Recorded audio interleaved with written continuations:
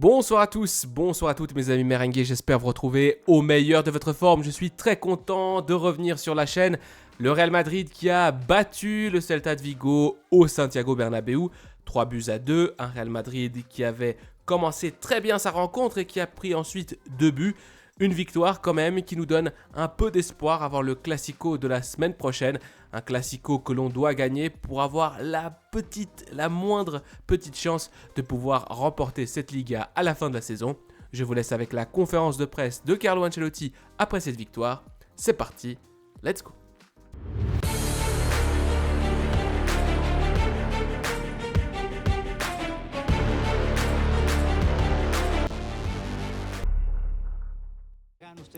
Vous êtes encore en vie à arriver au Classico à 4 points de Barcelone, mais est-il indispensable de gagner dimanche prochain pour que la Liga soit encore en jeu? Oui, évidemment, oui. Nous allons avoir une grande opportunité. Nous allons bien nous préparer. Nous allons faire de notre mieux, faire face au match de dimanche. Je pense que ce sera un match, je ne dirais pas décisif, mais presque. Je ne sais pas si l'équipe s'est trop relâchée après le 3-0 et si c'est un peu la note négative de cette victoire. Ce qui est arrivé, le match semblait terminé. Nous avons eu l'occasion de marquer le 4e but avec Arda, puis nous avons procédé au remplacement parce qu'Asensio n'en pouvait plus et nous avons souffert un peu plus que nécessaire.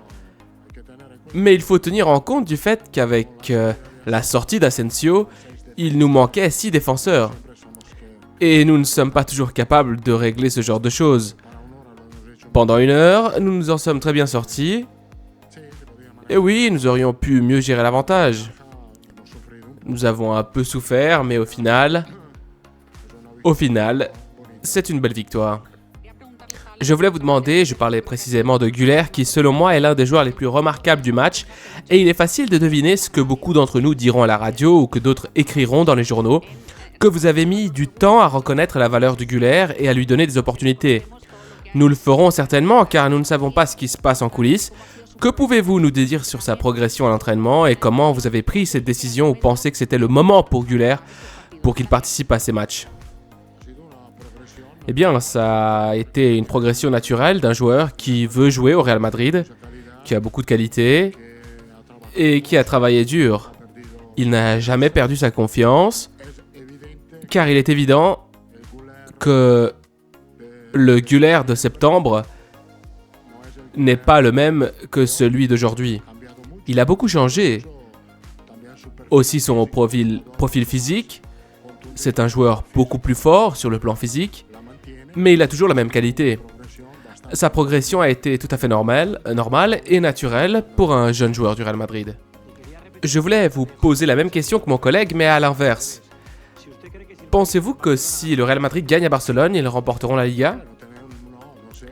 Écoute, je ne sais pas, car même si nous gagnons, nous avons un point de retard. La Liga est donc entre les mains du FC Barcelone, mais il y a plus de chances, évidemment, si nous gagnons. En insistant sur Arda Güler, parfois, nous, dans nos réflexions, nous vous interrogeons sur les jeunes joueurs et sur les raisons pour lesquelles ils n'ont pas autant d'opportunités. Eh bien, cela peut paraître un peu injuste de votre part que Hendrik, que Güler, que certains jeunes n'aient pas de minutes. Et lorsque la situation change, lorsque l'Arda Güler de septembre n'est plus le même qu'aujourd'hui, quelle est la part de responsabilité du joueur et quelle est la vôtre?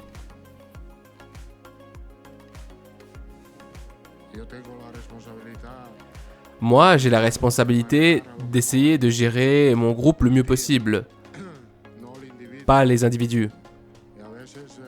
Et parfois, cela affecte certains joueurs plus que d'autres.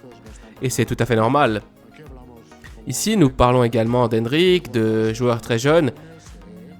Et l'histoire du Real Madrid et des grands joueurs dit, comme je l'ai déjà dit ici, qu'il faut manger le banc pour être un titulaire indiscutible du Real Madrid. Arda se débrouille très bien, il s'est très bien débrouillé l'année dernière. Il se débrouille encore mieux cette année et il se débrouillera mieux dans les années à venir. Arda Güler a le profil d'un joueur qui peut être titulaire au Real Madrid. Il a le bon profil,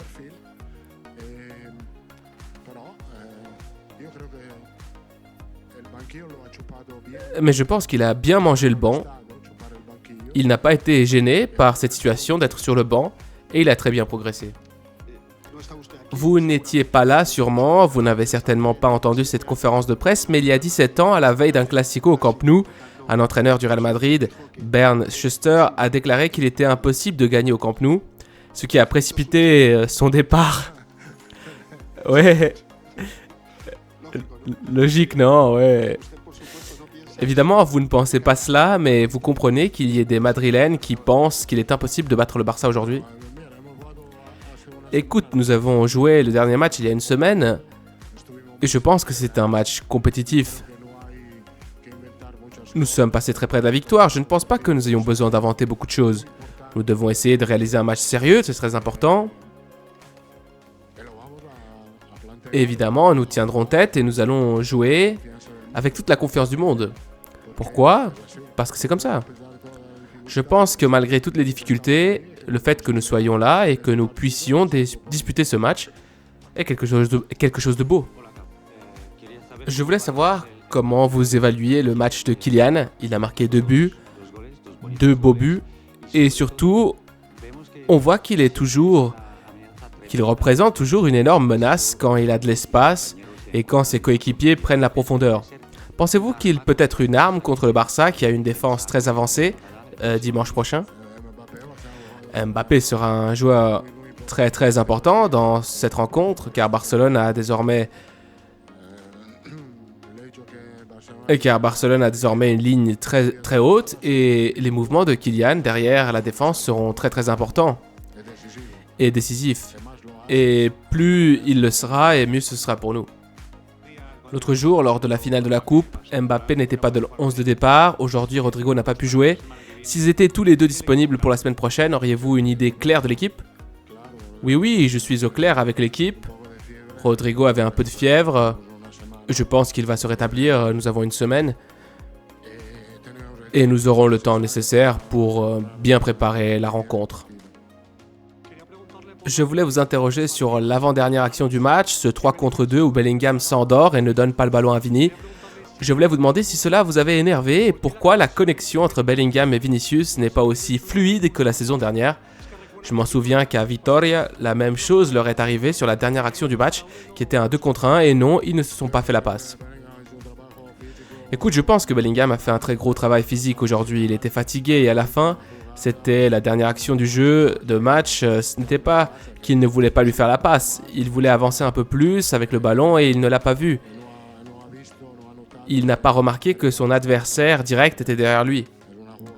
Je pense que c'est une action qui peut se produire à la fin d'un match à cause de la fatigue. Vous avez déjà dit que Güler a été un bon mangeur de banc et que cela ne l'a pas gêné. Vous avez également dit que vous aviez une idée claire de votre 11 pour le Classico. Je voulais vous demander si, en vue de la semaine prochaine, vous avez un doute sur le fait que Güler soit ou non dans le 11 de départ. Écoute, Güler, tel qu'il est aujourd'hui, peut jouer le match de dimanche, cela ne fait aucun doute. Et donc, il se battra pour être dans le 11 de départ. Je voulais vous demander si dans votre carrière, vous avez eu un gardien aussi décisif que Courtois. Oui. Écoute, j'ai une liste... J'ai eu de la chance dans ma carrière. Beaucoup de chance. J'ai une très grande liste de gardiens de but, en commençant par Buffon, en passant par Petr Cech, Neuer. J'en oublie, c'est sûr. Bien sûr, Dida. Aide-moi un peu. Casillas. Van der Sar. Merci, hein. Pickford. Donc, la liste... si je dois faire la liste des meilleurs, évidemment, Courtois sera très haut dans le classement. Très très haut. Je ne sais pas s'il est premier, deuxième ou troisième. Parce que j'ai vraiment eu les meilleurs au monde au poste de portier. J'ai eu Peruzzi à la Juventus.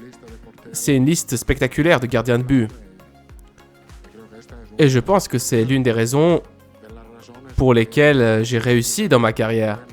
Pour lesquelles j'ai eu du succès.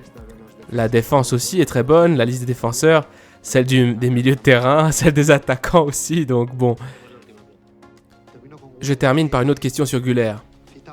Vous avez évoqué l'aspect physique dans sa progression de cette saison, mais quel est le poids de l'aspect mental dans cette progression? Vous insistez beaucoup sur le fait d'avoir mangé le banc, d'assumer cette réalité, ce chemin pour devenir ensuite titulaire à Madrid. Écoute, moi, non,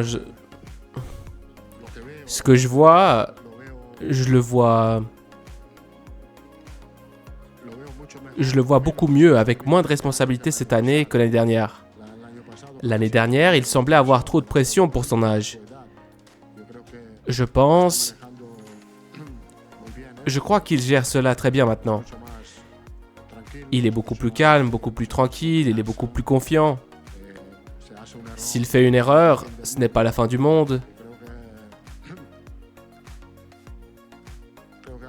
Il y a 2 mois, je pense que j'ai jeté un bâton autour de lui. Ouais, j'ai un petit peu craché sur les gens qui l'entourent, il y a 2 mois. Et je pense que maintenant, je dois les féliciter parce qu'ils ont fait du bon travail avec lui.